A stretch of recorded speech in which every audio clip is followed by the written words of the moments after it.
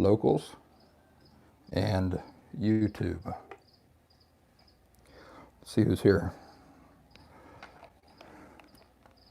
I'm Bonnie's here. The sound is a little weird.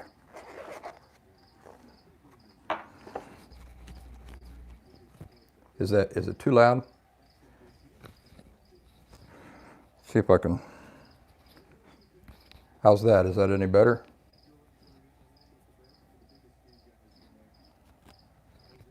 Does that sound any better for you folks on locals? No, it's slow. Okay, she's going to go out and come back in. Got somebody on YouTube. Hello. Happy to have you here with me. This is always such a, it's still weird.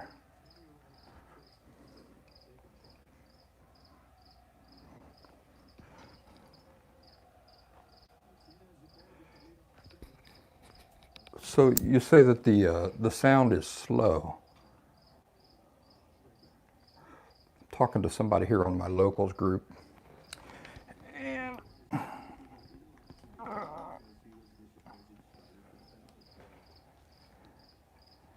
when you do that, we don't hear you at all. Maybe it needs to be closer to my head. How's that? Can you hear me any better on locals? How about you folks on YouTube? Can you hear me all right?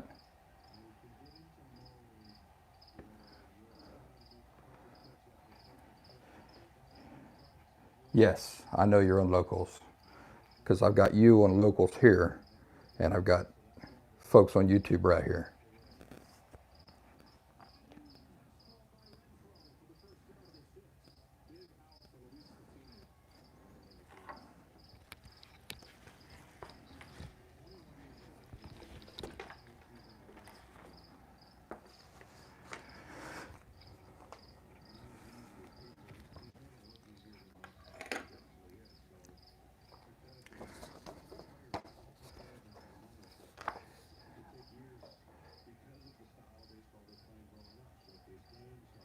Is the sound still bad on locals?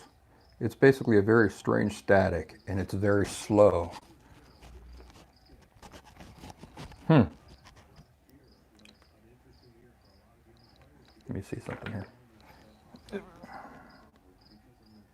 Oh, everything is slow motion. Well, that might be your internet connection.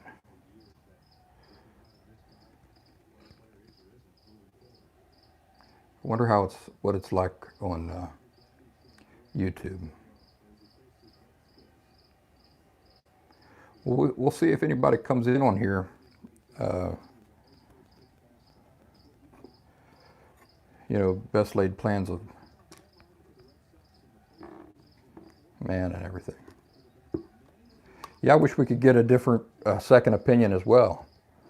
But this is kind of an experiment. You know, every time I've been doing these sorts of things, I try to do it at a slightly different time, different day, and those sorts of things so I can get a feel for what works best for people.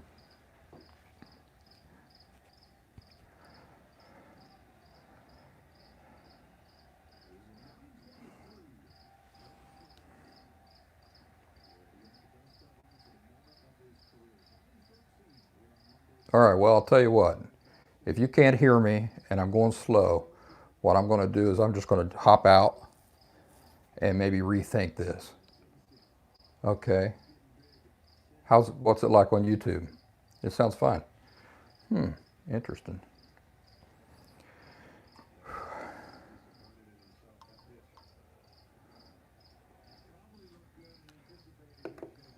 Well, how are you? I am Bonnie.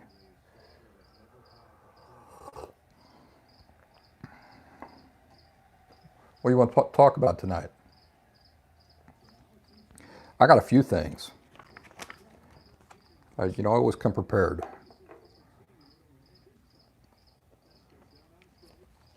Just wanted to give anybody else an opportunity to come in who might want to come in. Good. I'm glad you're great. I've got you on both locals and on YouTube. Oh, you're a big fan. Well, I appreciate that. It helps to have big fans in this line of work. See, you're in New York,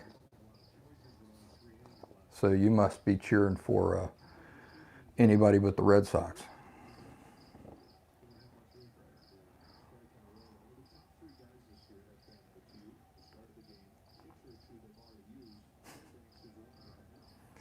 Oh, you wouldn't believe how many Lost Symptom fans are turning into Red Sox fans.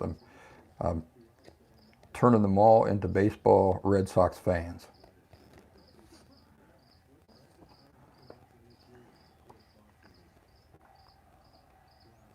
Well, I got something to share with you. I got this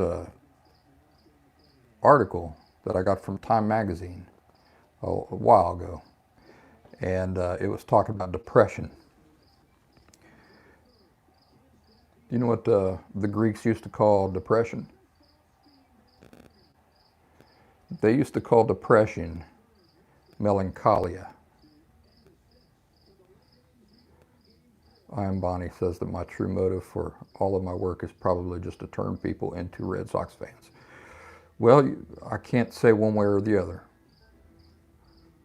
I'll let you figure that out for yourself. But Time Magazine used to call the Greeks used to call depression melancholia, and the way they described it was persistent dark moods with a deep lasting fear or sadness that isn't based on reason. How would you like to know some of the lifestyle treatments that the Greeks would prescribe for melancholia? They would prescribe things like diet, exercise, sleep, bathing, and massage, as well as rougher approaches like vomiting and bloodletting. I think I would go for the first group of lifestyle treatments over the second two. Vomiting and bloodletting doesn't sound too purty. Doesn't sound like such a wonderful thing to me. It says in later ancient times, sex was considered a helpful remedy for depression or melancholia, according to the Greeks. So if you're feeling depressed and you want to treat the symptoms, maybe you're not having enough sex. I say treating the symptoms because I think in most cases, diet, for example, is not going to address the underlying cause of melancholia or depression in a lot of cases. I'm not saying in every case, but okay. V. Cole says that there's sound issues on the local stream. Well, that's a bummer. I guess what I'll do. I don't want to do that.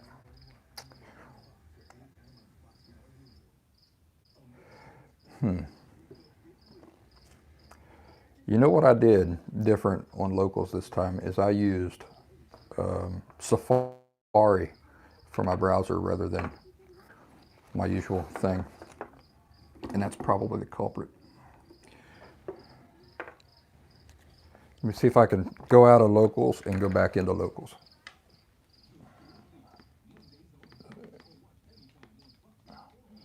Give you guys a real close up of my face here. Let me see here.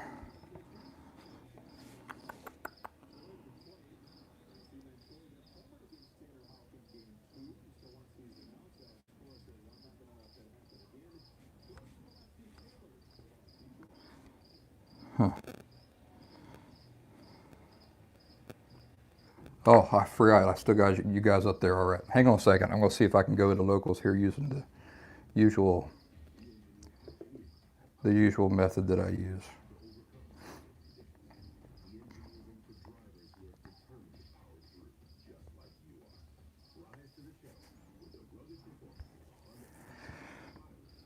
I really need a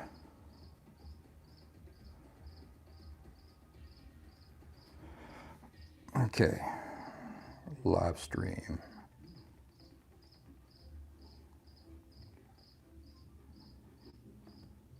I'll try this again. Enable live stream.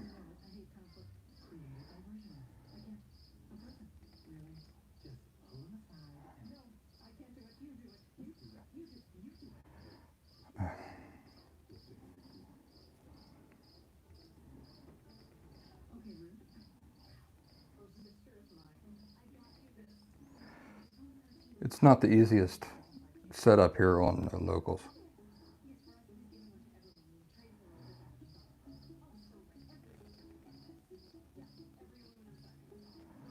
All right, allow microphone. Let's see if that works.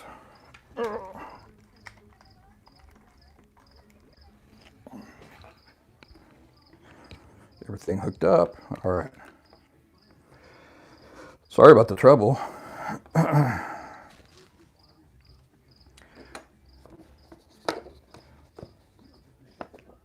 like I'm Bonnie is there in Locals. How do I sound? Now I'm good on Locals. All right, well, that'll teach me not to use Safari for Locals. Now you can hear me twice on YouTube and on Locals. All right. Okay, so we talked about depression, according to the Greeks. Let's see what the Red Sox are up to here.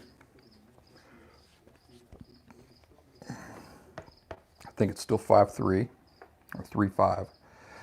Do you guys remember that I read to you in a couple of the Last Symptom podcast episodes? I had talked about this book, The Power of Babel, by John McWhorter.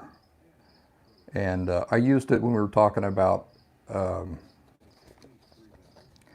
language, how even animals that communicate, their form of language is not anywhere within the ballpark of human communication. There were some other things that, other quotes from that book, The Power of Babel, that I thought that I would share with you folks. Here's one thing I found interesting. It said, one might quite reasonably suppose that a first world culture with tall buildings, cappuccino, all the modern things of modern life, one would quite reasonably suppose that that first world culture would have a grammatically richer language, whereas those in the Amazon rainforest would have simpler languages for simpler lives, bunga bunga boo and stuff like that. But according to this book, it says it is the opposite. The more remote and primitive the culture is, the more likely the language is to be bristling with constructions and declensions and exceptions and bizarre sounds that leave an English speaker wondering how anybody could possibly speak that language. Many of the hotshot airport languages are rather simple in comparison with the National Geographic culture's languages. Isn't that interesting? That, and it's true, you think about like the natives in the Amazon rainforest or whatever, and you suppose that their language would be very simplified. And it's the opposite. Their languages are actually more complex than our languages that we speak in the modern day world. According to this book, let's see, I'm just checking to see if you guys say anything or if anything I can respond to.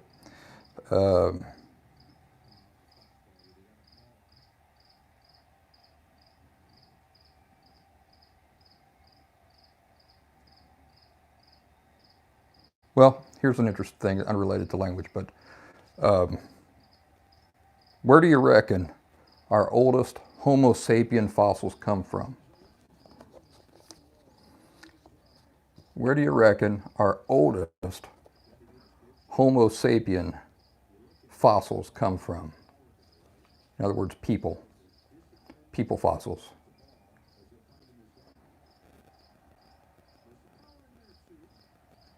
V. Cole's typing. Thought Africa, but could be wrong. Well, you're not exactly wrong. But according to this book, The Power of Babel, written by an atheist, he admits that the oldest human fossils come from Israel and South Africa. Israel and South Africa. So if you're somebody who believes in the Bible like I do, that's just further evidence for me. Let's see. Speaking more about the differences between animals and people, this book, The Power of Babel by John McWhorter, says that no baboon colonies that talk have been smoked out. No mice or ducks or rabbits that converse have been encountered. This suggests that language was a particularly unique mutation. He calls it a mutation. I don't believe it for a second that it was a mutation, but I'm just quoting from the book. Unique mutation most likely to have occurred once.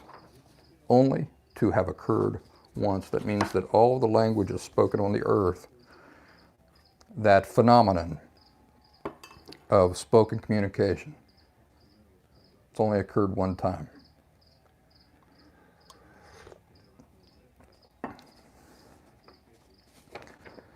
So I found that interesting. How many of you would like to go to Mars? What do you think about all this talk about going to Mars? Is that something that's interesting to you? Well, here in Last Symptom world, Bonnie says no. To the point. Well, those of us here in Last Symptom land, I always like to dispel these illusions that are, V. Cole says she's seen way too many scary space movies. Here in Last Symptom world, what I like to do is I like to look out at the world and the media and everything and the lies being painted for you and dispel those lies. So not too long ago, I come across this, I don't remember where, but it was about Mars and about people who were the applicants for going to Mars. And I made a note of this because I thought it was so succinct. The person says, someone once said that the only cause of accidental death is being someplace that you aren't supposed to be. So in a race car flying upside down through the air at 150 miles per hour, or standing off balance at the top of a long stairway with the banister just out of reach, in the middle of a busy street you just crossed against the light. All these examples, of being someplace you aren't supposed to be. And then the writer said this whole mission to Mars is a trip to someplace you are not supposed to be, that will, without a doubt, last the rest of your life. I don't think most of the applicants get that, but probably all of the colonists will. Kind of puts it into context, doesn't it? So while CNN is reporting about how close we are to going to Mars and all this stuff, I don't think they're really painting an honest picture of what that whole thing involves and whatnot. Cesar Millan says this: just because you're a dog lover does not mean you respect your dog. There's a difference. Isn't that interesting? Just because you're a dog lover doesn't mean you respect your dog. There's a difference. What other areas of life can you apply that to? Probably a lot, right? There might be a lot of things we love, but respect is kind of another thing. And I think when he's talking about love here, of course, he's not talking about authentic love. He's talking about the feeling of affection, right? And we have talked many, many times about how the feeling of affection is not love. It's just affection. So I guess what he's actually saying is just because you are deeply affectionate toward dogs doesn't mean that you respect your dog. Because authentic love, by its inherent nature, includes respect. Right?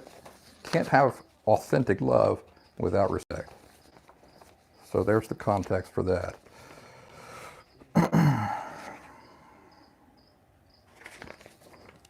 Back early, when I was trying to recover from borderline personality disorder, I come across this description of it that I thought was really kind of spot on. Said the person described it like this. Now this is kind of a simplified explanation of the symptoms of borderline personality disorder. It doesn't really define borderline personality disorder because in order to do that, you have to describe accurately the causes of symptoms, not the symptoms just in themselves. But the person said borderline personality disorder. Described the symptoms like this. It's the powerful craving for intimacy cranked up to 10, combined with the powerful fear of intimacy cranked up to 10. I said, oh, hot dog, they nailed that.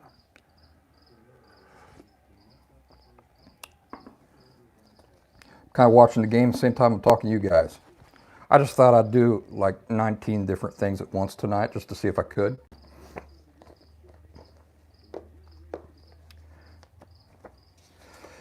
How many of you have read the book? Now I know there's a movie, but I'm asking how many of you have read the book, No Country for Old Men, by Cormac McCarthy.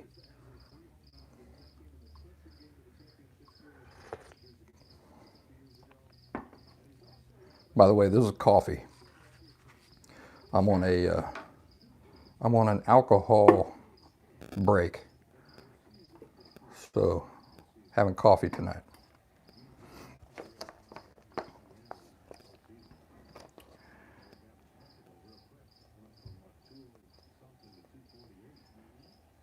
Anybody?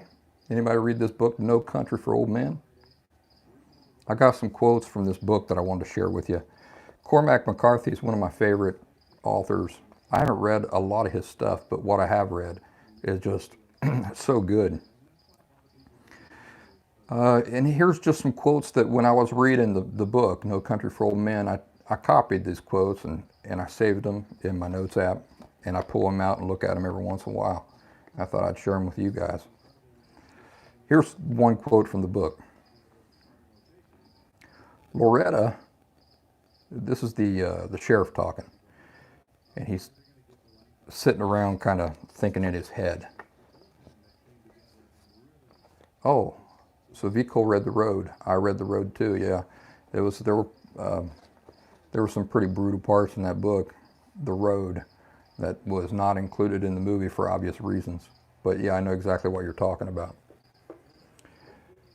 So he says, the sheriff says, Loretta told me that she had heard on the radio about some percentage of the children in this country being raised by grandparents. I forget what it was. Pretty high, I thought. Parents wouldn't raise them. We talked about that. What we thought was that when the next generation come along and they don't want to raise their children neither, then who's going to do it? Their own parents will be the only grandparents around, and they wouldn't even raise them. Cormac McCarthy, No Country for Old Men. Here's a good one. It's from the same book. I read in the papers here a while back. Some teachers come across a survey that was sent out back in the 30s to a number of schools around the country.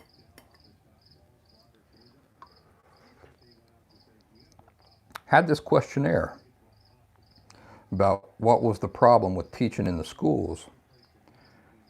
The biggest problems they could name was things like talking in class and running in the hallways, chewing gum, copying homework, things of that nature. So they got one of them forms that was blank and printed up a bunch of them and sent them back out to the same schools. 40 years later. Well, here come the answers back. Rape, arson, murder, drugs, suicide. So I think about that because a lot of the time, ever when I say anything about how the world is going to hell in a handbasket, people will just sort of smile and tell me I'm getting old, that it's one of the symptoms. But my feeling about that is that anybody that can't tell the difference between raping and murdering people and chewing gum has got a whole lot bigger of a problem than what I've got.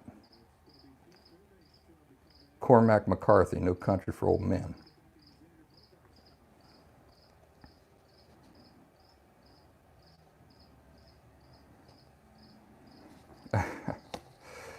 There's a couple in here that probably just get me in trouble with people, but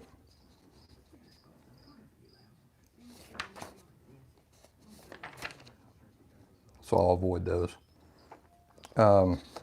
Here's one from the same book. I think if you were Satan and you were sitting around trying to think up something that would just bring the human race to its knees, what you would probably come up with is narcotics.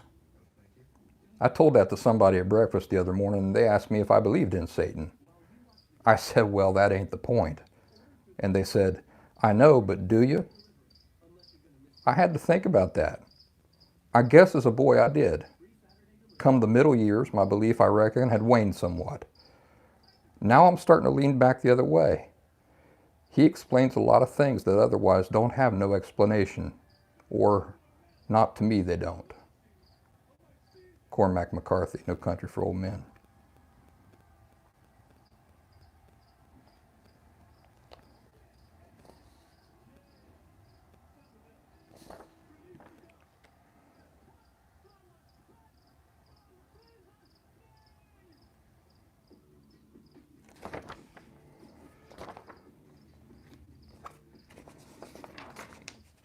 It's a really, really good book.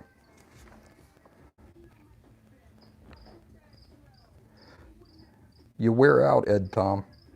All the time you spend trying to get back what's been took from you, there's more going out the door.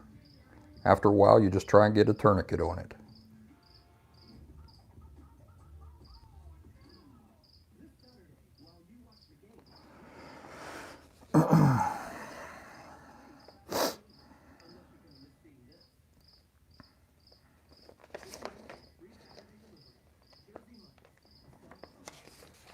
How you guys doing? Am I boring you to death yet?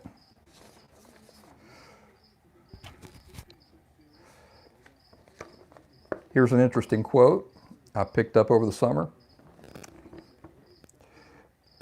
It goes like this. Moving on doesn't mean forgetting the past. It means remembering the future. Let me say that again. Moving on doesn't mean forgetting the past. It means remembering our future. Bonnie says, so can we ask questions here if we have any after the interesting quote?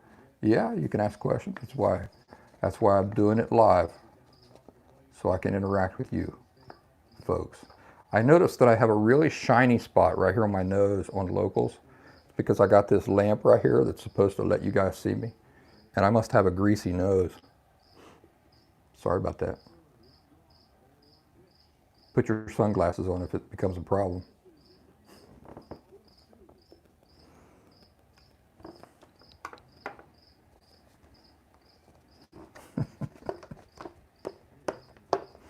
I just got out of the shower not too long ago. That must be why I'm so shiny, sparkly. Did you have a question about that quote? I'm Bonnie.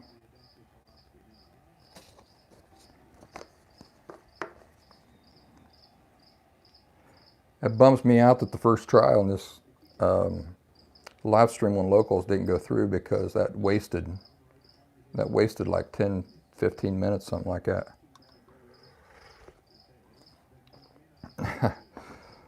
I'm Bonnie's trying to think of creative questions that will get interesting answers. Well, I'll try to make them interesting.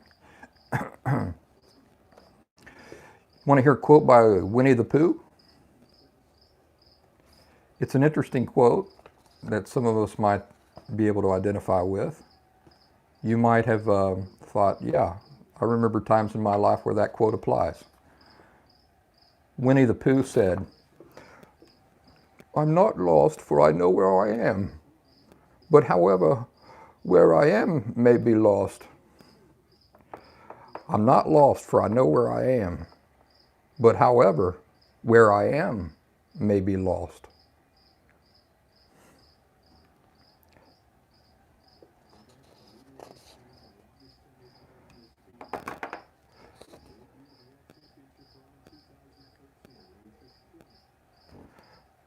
Here's a letter that I wrote to Janelle, my mistress that you've heard me talk about, back in July 19th, 2014.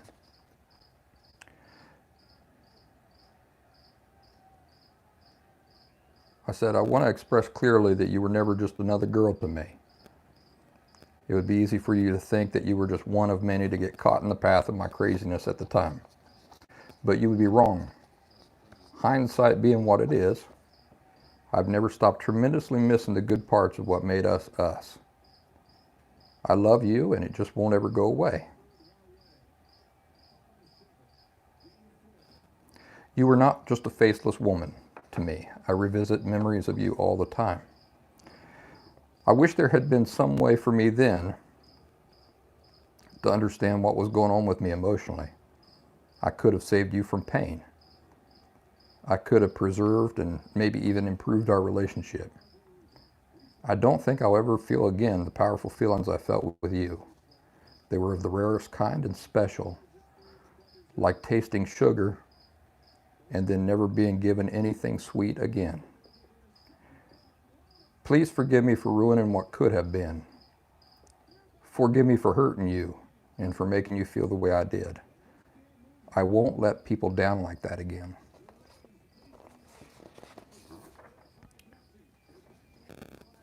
Never got an answer back from that.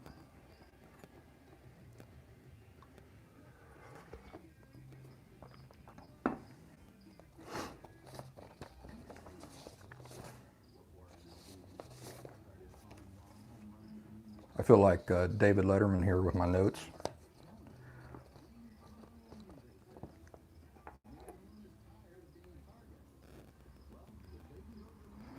That's all right, I'm Bonnie. This will be up for a little bit. There's a book, I can't remember what it's called. It's about the Appalachian Trail, and the author was David Miller. It might have been the only thing he ever wrote in his entire life. But I took a quote out of that book. "Experience is enriched by reliving it, contemplating it, and trying to describe it to another person." Ain't that true? Experience is enriched by reliving it, contemplating it, and trying to describe it to another person. That's why journaling is so nice. That, we're talking about here, obviously, he's talking about a positive experience, but even negative experiences. There's a lot of benefit to contemplating it and trying to explain it to another person, even if that other person is future you.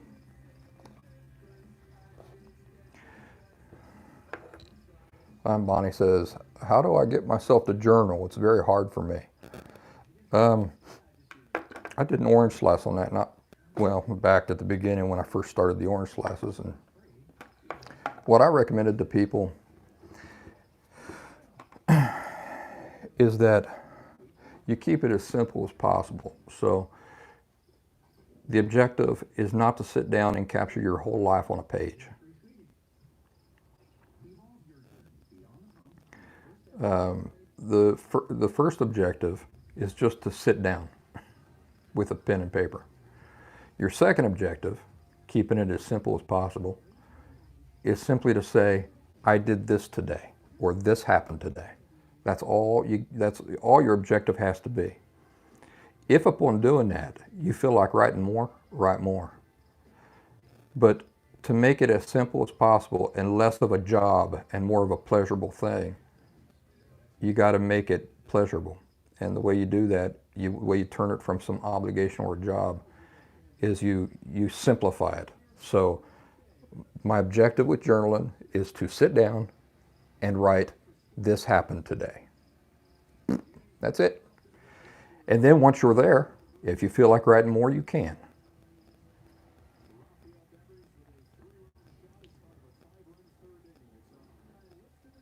Yeah, that's it. So I'm Bonnie's just kind of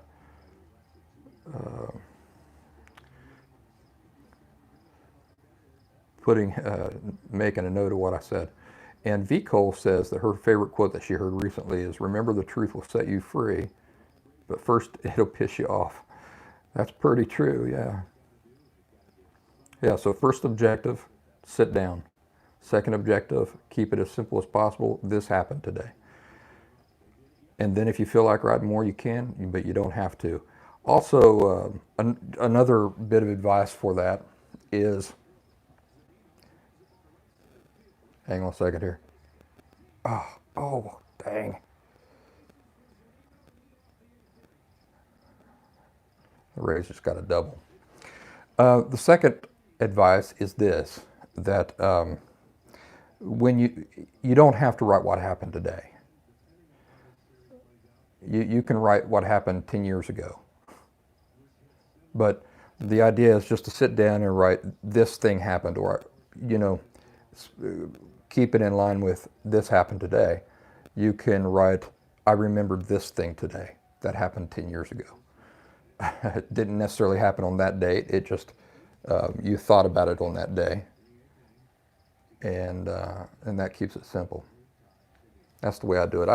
And also, I keep so many notes on my phone, memories and that sort of thing, and on scraps of paper and here and there. I try to keep a journal when I go on these backpacking trips. And what I'll do a lot of times is I don't even transfer them to my journal. I just stuff them in my journal. So, like I'll print it off and then just stuff that in my journal as a loose page in my journal. But what I end up kind of having is, you remember Henry Jones Sr. on Indiana Jones and the Last Crusade? His Grail diary. It's like this diary with pages falling out of it and everything. That's what my journal ends up looking like.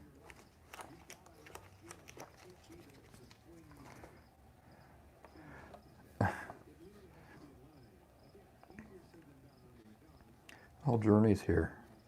She says, when my ex-boyfriend wrote to me again after 3 years of not knowing anything about each other, I replied back just so that I could say what I felt then. That was my closure. After that, I blocked him on everything. If that's your prerogative. That's what you needed, that's what you needed. The idea for something like that really is to focus on your needs, not on his needs. I'm Bonnie says she always buys the nicest journals and then they stay empty, like my soul. And then she says she's joking. Her soul's just fine. This Kiermaier on the Rays, he's such a I can't stand the guy. He's such an arrogant fool. All right. One thing that might be constructive for you, productive and constructive, is to sit down and make a list of, pardon the language, bullshit beliefs. So these are beliefs that you have about yourself that are baloney. So you can see here that I've got my list of my own bullshit beliefs that I wrote back at the beginning of my Authentic Recovery from Borderline Personality Disorder. I thought I'd share them with you folks. A very personal list. Very personal, very raw, and very honest. And that's what your list of bullshit beliefs should look like too. And the more of these you can come up with, the better. It looks like I got tired after number 7 because it's exhausting. It's exhausting to analyze yourself so honestly that you are honest about things that you are so used to denying about yourself. Bullshit belief number 1, I'm weak. Bullshit belief number 2, being me is a humiliation. Bullshit belief number 3, I'm a coward. Bullshit belief number 4, I'm incapable. Bullshit belief number 5, other people are better than me. It's hard to be serious about some of this stuff when the Rays have just tied the Red Sox.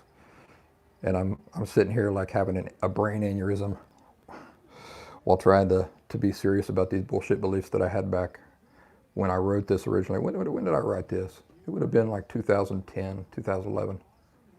Goodness gracious, they were up 5-0, and now they're tied 5-5. I want to. Oh, goodness gracious. I really hope the Red Sox come through tonight. Otherwise, the next game is going to be so stressful. I can't even tell you how stressful it's going to be. I probably won't even be able to watch it. I'll be that stressed. I'll just have to get the updates on my phone. All right, and so bullshit belief number 5 was other people are better than me. Bullshit belief number 6, I'll never change. Bullshit belief number 7, Diana, my ex-wife, can't really love me. So I think it was in 2011 I wrote this list, and I've just hung on to it. And it's been something I've been wanting to share with folks on the last symptom. Within probably the last symptom podcast, but and I probably will still do that.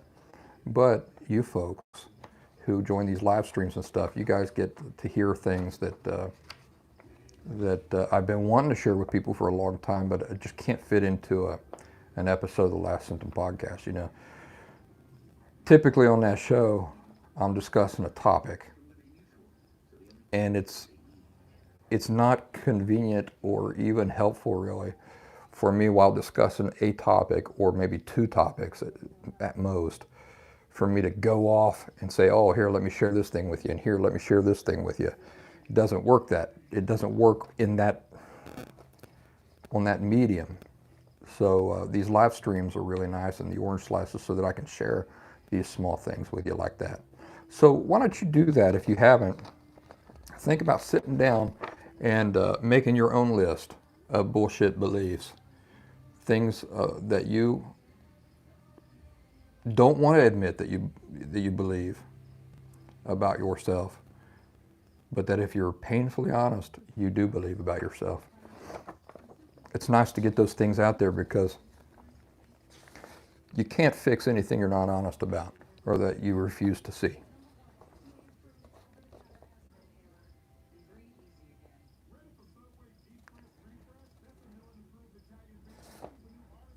All right, well, that's all I'm going to share with you right now, but one more thing. When I was going through therapy years ago, 10 years, 11 years ago, the guy who helped me the most, he shared this list of things with me. He called it the 3 stages of therapy. Very simple, his 3 stages of therapy. What, why, and what am I going to do different? That was his 3 stages of therapy.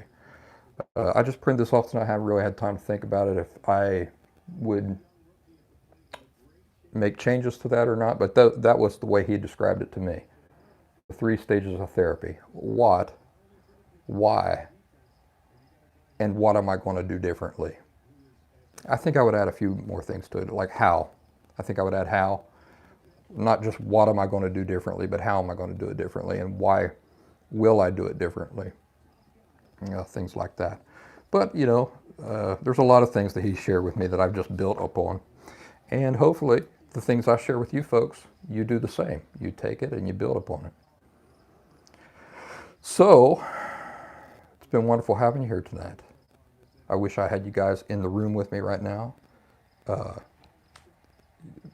keeping my mind off this game. but letting me know the score every once in a while. I'm going to log off here, guys. YouTube.